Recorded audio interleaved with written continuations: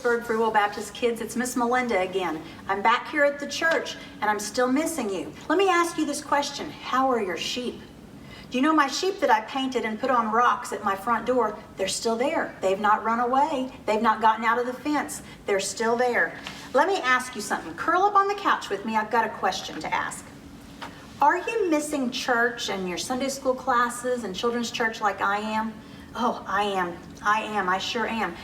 Let me ask you this question. Have you thought about what you're going to feel when they finally tell us we get to come back to church? I've thought about that. I'm going to be so happy I can't contain it. I'm going to be so excited I might not be able to sleep. And I need you to know this. I might be so full of joy that I might cry. Grown-ups do that sometimes when they're so excited. But I found a verse I want to share with you. It was written by King David, and here's what it says. He says, I was glad when they said to me, let us go to the house of the Lord. What will your glad face look like? Will the smile be from here to here? Will your eyes light up? It'll be exciting for all of us. I have to tell you, the past couple of weeks while we've been having church at home, it's been a little difficult. Sure, I've had my Bible open, and sure, I've sang a few songs, and sure, I've listened to Preacher Eddie as he talks to me from my television in my front room, but it's just not the same, is it? I was thinking last week, what can I do to make it a little more like going to church? Well, I thought about church. I don't have any church pews at my house. Those are those long chairs we sit in at church. I don't have a band to play the music. I don't have a great big piano.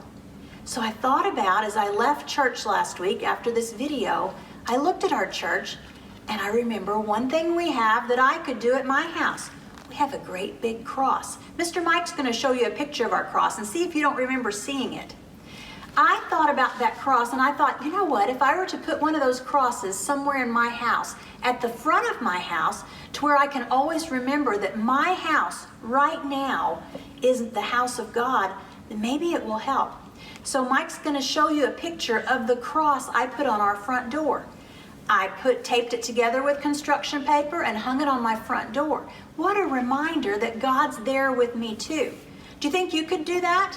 If that were my challenge this week, do you think you could either color or use markers or paint or maybe even construction paper to make a cross for your front window or your front door? Maybe you could even draw a cross like this and color it. Just something to do in order to where you remember that your house right now is the house of God. And to let you in a little secret, when people drive by, they'll know that you're a Jesus kid too.